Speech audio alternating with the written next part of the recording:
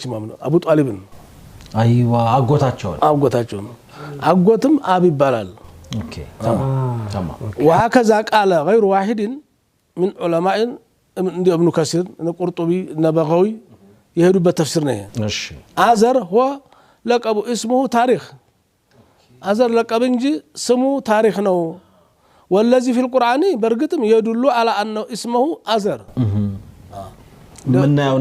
ምናየው ነገር ግን አዘር አባት እንደሆነ ቢያሳይም ቁርአኑ ብለው ይፈስራሉ وقال ابن جرير والصواب انه اسمه ازر طبري ማለት ነው አዘር አባት ነው ብለው አሳቸው አስምረዋል አጸኑሳቸው